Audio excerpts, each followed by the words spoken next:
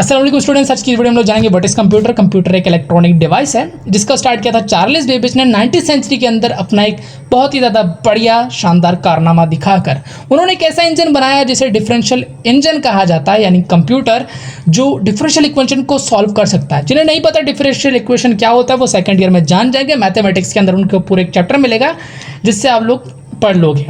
तो कंप्यूटर एक electronic device है स्टूडेंट्स, आप लोगों को समझ आ गया होगा, जो एक डेटा लेता है जिसे हम लोग इनपुट कहते हैं एंड उसे प्रोसेस करके एक प्रॉपर इंफॉर्मेशन दे देता है जिसे हम लोग आउटपुट कहते हैं। आई होप लोग अंडरस्टैंड करके computer is electronic device that get the input from the user and process it and give the output. That's a simple definition of the computer. Students, अब लोग बात करते हैं difference between electronic and electric, because मैंने कहा कि computer एक electronic device है। आपको पता है कंप्यूटर इलेक्ट्रॉनिक डिवाइस है, इलेक्ट्रॉनिक का मीनिंग क्या होता है, डिफरेंस क्या है इलेक्ट्रिक एंड इलेक्ट्रॉनिक में, तो हम लोग इसलिए इसको जानेंगे। अब इलेक्ट्रॉनिक एंड इलेक्ट्रिक के बीच में डिफरेंस आप लोग देख सकते हो टेबल के अंदर कि इलेक्ट्रिक वो चीज़ें होती है जो इलेक्ट्रिसिटी पे वर्क करती हैं और इलेक्ट्रॉनिक वो चीज़ें हैं जो इलेक्ट्रिसिटी पे वर्क करती है बट कॉम्प्लेक्स सर्किट भी होते हैं। उनके कॉम्प्लेक्स सर्किट्स होते हैं, उनमें सेमीकंडक्टर्स यूज़ किया जाता है, उनमें माइक्रोचिप्स होते हैं। आप लोगों ने अपने मोबाइल को देखा होगा, अपने सिस्टम्स को देखा होगा, उसके अंदर आप लोगों ने देखा होगा कि कुछ चिप्स लग रखी हैं, कुछ चीज़ें हैं, सर्किट बन रखा है और ये सारी चीज़ें। क्या यही चीज़ें आपने अपने घर के फ़ैन में देखी हैं? नहीं देखी होंगी, क्योंकि वो एक कॉम्प्लेक्स सर्किट यूज़ नहीं कर रहा। हमारा जो फ़ैन है वो जो सिंपल से फिनोमेना पे वर्क करता है, जो फिजिक्स का एक बहुत ही ज़्यादा बढ़िया फिनोमेना है, जो बढ़िया चीज़ है जिसे हम लोग कहते हैं मैकेनिकल एनर्जी। कैसे? अब हमारे जो फ़ैन को इलेक्ट्रिसिटी मिलती है, इलेक्ट्रिक के अंदर डिस्कस कर रहे हैं हम लोग इसकी एग्जांपल। जब हमारे फ़ैन को इलेक्ट्रिसिटी मिलती है वो क्या करता है, मैकेनिकल एनर्जी में कन्वर्ट कर देता है उसको। कैसे? हमारा फ़ैन रोटेट करने लग जाता है, अब ये मैकेनिकल एनर्जी में कन्वर्ट हो गई इलेक्ट्रिसिटी।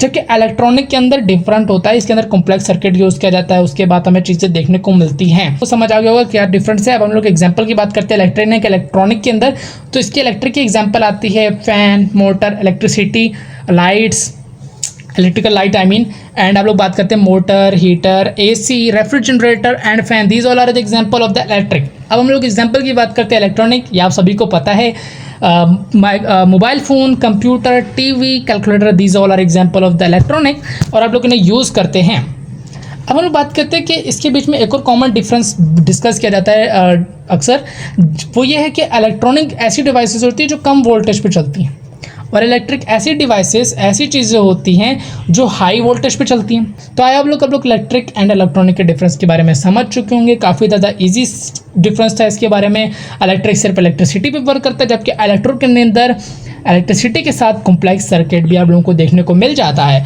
अब हम लोग बात करते हैं व्हाट इज़ अल्फा न्यूमेरिक। अभी अल्फा न्यूमेरिक क्या स्टूडेंट्स? अल्फा न्यूमेरिक को समझना भी बहुत ही ज़्यादा ज़रूरी है क्योंकि ये दो वर्ड्स हैं, अल्फा एंड न्यूमेरिक। अगर हम लोग इन वर्ड्स को देखें, अल्फा एंड न्यूमेरिक जो मिलके बनाते हैं compound sentence, I mean compound word बोल सकते हैं। तो अल्फा न्यूमेरिक क्या होता है, यानी लेटर एंड नंबर से मिली हुई कुछ चीज़ें, मगर इसके अंदर पंचुएशंस भी आ जाते हैं जो आप लोगों ने इंग्लिश के अंदर पढ़ी होंगी, like exclamatory marks, comma, apostrophe, these all are thing. ये सारी चीज़ें भी अल्फा न्यूमेरिक के अंदर आती हैं और स्पेशल कैरेक्टर भी। अब हम लोग पहले बात करते हैं लेटर से।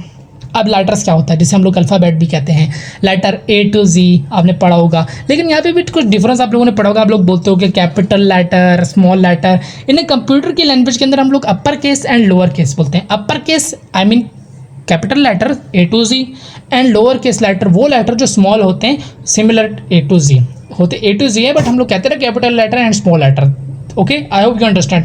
अब हम लोग बात करते हैं स्पेशल कैरेक्टर के लिए। ये आप लोगों के लिए स्पेशल होंगे अगर आप लोगों ने इससे पहले कभी इनका नाम नहीं सुना, आप लोगों ने यूज़ किया होगा। स्पेशल कैरेक्टर वो कैरेक्टर्स होते हैं लाइक एम्परसेंड, एड्रेज।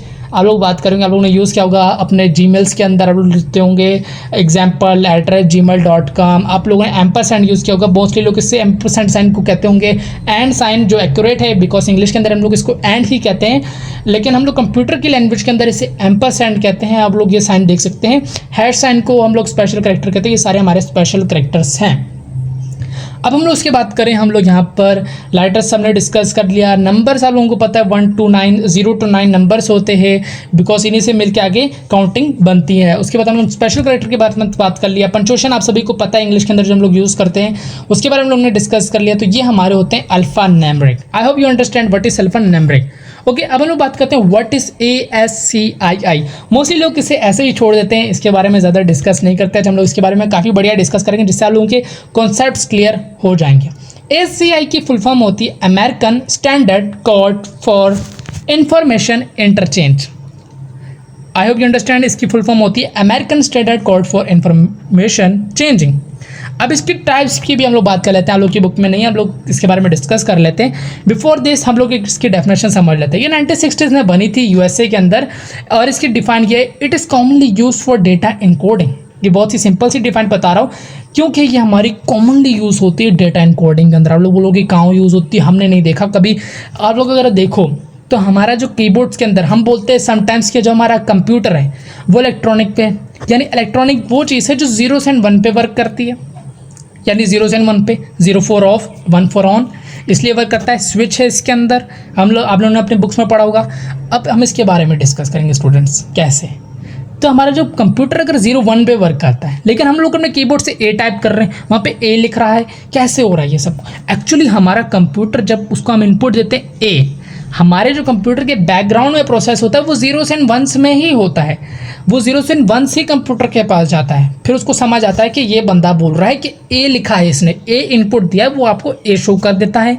तो इस तरह से हमारा कंप्यूटर वर्क करता है। और इसी चीज़ को जो है इनकोड करने के लिए, इस चीज़ को कंट्रोल करने के लिए, इस डेटा को जो है इनकोडिंग रखने के लिए उन्होंने ASCII जो है चीज़ क्रिएट की और उसके बाद आपके डेटा को एक परफेक्ट चीज़ देती मेंटेनेंस के लिए, आप बोल सकते हो। तो हम लोग करेक्टर ए को ही ले लेते हैं। वैसे बहुत सारे करेक्टर लोग जानते होंगे ABCD A to Z। अब हम लोग ए की ही बात करें। ए का ASCII कोड क्या होता है डेसिमल के अंदर अगर हम बात करें तो वो होता है 65। आपने बुक में पढ़ा होगा 65 डेसिमल कोड होता है ASCII का। अब हम लोग बात करते हैं 65 ही क्यों होता है। आपने सोचा होगा कि 65 ही क्यों होता है, 1 रख देते, इजी टू यूज़ था, इजी टू लर्न था। 1 क्यों नहीं रखा इन्होंने 10 क्यों नहीं रखा, 09 क्यों नहीं रखा, ये 67 क्यों नहीं रखा। एक्चुअली इसके पीछे रीज़न ये थी कि ASCII ने कुछ लॉजिकल पैटर्न बना, क्योंकि कंप्यूटर की शुरुआत उस दौर में हुई थी जब इतनी तरक्की नहीं थी, इतनी टेक्नोलॉजी नहीं, तो उस वजह से जो थी ना हमारे कंप्यूटर के पास मेमोरी बहुत ज़्यादा कम थी और इस मेमोरी की वजह से उन्होंने इस तरह के लॉजिकल पैटर्न्स बनाए जिस वजह से ये 65 99 नंबर्स बने। ये मानी इनका जो कोड्स हैं, जो उसका डेसिमल कोड्स है वो ये बनाए। अब हेक्साडेसिमल के अंदर अगर कोड की बात करें तो वो 41 से स्टार्टिंग लेते। अब हम लोग अगर इसकी बाइनरी कोड की बात करें तो वो 01000001 ये इसका बाइनरी कोड हो जाता है जो हमारे कंप्यूटर समझता है, क्योंकि हमारा कंप्यूटर जो पूरा बाइनरी पे वर्क करता है। ऑक्टल भी होता है जिसको 101 कहते हैं, जिस simple to learn, simple to याद रखना। तो हम लोग बात करते हैं इसी तरह डिफरेंट और भी चीज़ें हैं, जैसे बी हो गया जिसका जो ASCII नंबर क्या है 66 है, सी का 67 है, डी का 68 है। अब आप लोगों ने स्टूडेंट्स ये रटना नहीं है कि ए का 65 होता है, बी का 66 होता है, सी का 67 होता है, रट लिया, पूरा याद कर लिया, किताबों में लिख लिया, इस तरह नहीं करना। ये आपको ज़रूरत नहीं रटने की। ये जस्ट आप लोगों को बताया जा रहा है कि हमारे कंप्यूटर किस तरह वर्क करता है, ASCII क्या है और ये कैसे यूज़ हो रहा है, हमारा कंप्यूटर 0s and 1s में कैसे वर्क कर रहा है और इसका डेसिमल कोड क्या रखा गया था। स्टूडेंट्स अब आप लोगों को एक मैं बोनस चीज़ बता रहा हूँ, वो इसकी टाइप्स ऑफ ASCII है। आप लोगों ने सुना होगा कि ASCII 7 और 8 बिट है, आपकी बुक्स में लिखा होगा, या 7 बिट है या 8 बिट है। एक्चुअली इसकी मैं डिस्क्राइब करता हूँ कि स्टैंडर्ड कोड की टाइप्स हैं। एक स्टैंडर्ड कोड है, एक एक्सटेंडेड कोड है। स्टैंडर्ड कोड जो हम लोग यूज़ करते हैं, एक एक्सटेंडेड कोड है। अब स्टैंडर्ड कोड की जो बिट है वो 7 बिट है और जो एक्सटेंडेड कोड की बिट है वो 8 बिट है और ओवरऑल जो बिट है वो 128 बिट है। मोस्टली ये भी कहा जाता है कि 26 है, 26 नहीं है, 128 बिट है। तो आप लोग अंडरस्टैंड कर गए होंगे। आज का अगर आप लोगों को टॉपिक पसंद आया तो मिलते हैं नेक्स्ट वीडियो में। Bye bye.